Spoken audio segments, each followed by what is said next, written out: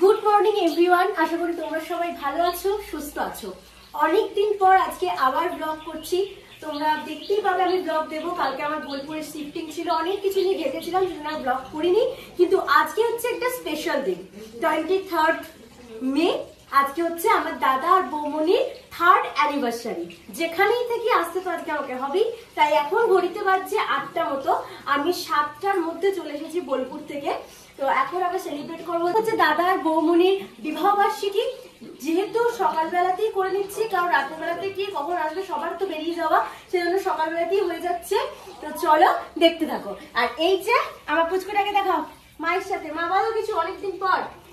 Good morning বন্ধুরা, সব কেমন আছো? বাবা বুড়োরাজকে স্মরণ করে শুরু করেছি অনেক আগেই সকাল। তাই আজকে বুড়োরাজের কৃপায় আমার আজকে বাড়িতে একটা খুব আনন্দের দিন। আমার সেই আনন্দ মানে কি বলবো, যে মানে এই আনন্দ রাখার জায়গা নেই। অনেক লড়াইয়ের পর আমি ওদের দুহাত এক করে আমি যে ভালোবাসা, যে আনন্দ, যে সংসারে শান্তি সুখ পেয়েছি, এর চাইতে আর বড় কিছু নেই। তাই আমি ওদেরকে আজকে ওদের বিবাহ বার্ষিকী, সেই বিবাহ বার্ষিকীটা সকালবেলাতেই শুরু করছি। কারণ আমাদের সকলের অফিস টাইম, সবাই অফিস চলে যাব, মানে সেরকম মানে বিশাল কিছু করে করতে পারছি না। যেটা হিন্দু মতে আমরা বাঙালিরা যেভাবে একটা বিবাহ বার্ষিকী অনুষ্ঠান করি, সেইভাবেই আমি বিবাহ বার্ষিকীটা এগিয়ে নিয়ে যাচ্ছি। ভীষণ ভালো লাগছে। বন্ধুরা তোমরা সকলেই ওদেরকে আশীর্বাদ করো, ওদেরকে অনেক অনেক ভালোবাসা জানাও, শুভেচ্ছা জানাও। ওদের জীবন যেন সুখের হয়, আর আমার সংসারকে যেন এইভাবে আনন্দে ভরিয়ে দেয়। এখানে সব রেডি হয়ে গেছে, মিষ্টি আছে, সিঁদুর কৌটো আছে, ফুল আছে, আর এটা আছে বৌমনির গিফট দাদার তরফ থেকে। তো আসুক ওরা, তারপর তোমাদেরকে দেখাচ্ছি। মালা বদল স্টার্ট হয়ে গেছে। কি রে, এদিকে একটু তাকাস। মা উলু দাও, কি করছো?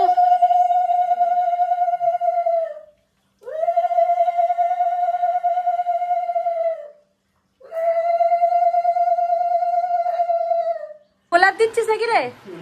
সেই ব্যাপার চলে যায়। মেয়েদের সবচেয়ে যেটা মূল্যবান জিনিস সেটা হচ্ছে স্মৃতির সিঁদুর। এ যেন চিরকাল অক্ষত থাকে, চিরকাল আমার বৌমা ছেলে যেন সুস্থ থাকে, এইভাবে মিলেমিশে থাকে।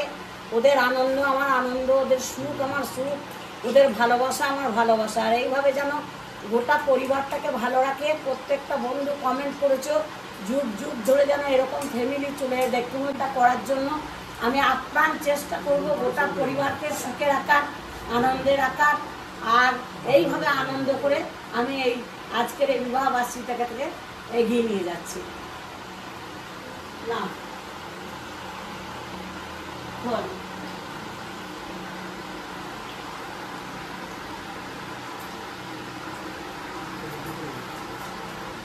গিফট দেখছি।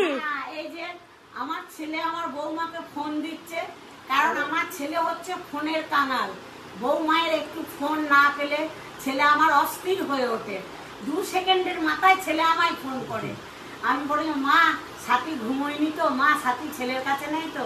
তাই আমার ছেলে আমার বৌমাকে ফোন গিফট করেছে, যাতে সে বারবার আমার ছেলেকে ফোন করে। আর আমিও চাইবো। আর এর আগের ফোনটাও দাদারই গিফট ছিল, তখন বৌমনি বিয়ে হয়নি, পড়তো নাকি?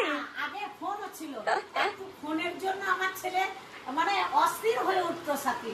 তাই আজ আমার ছেলে বৌমাকে একটা ফোন গিফট করেছে। ঠিক আছে।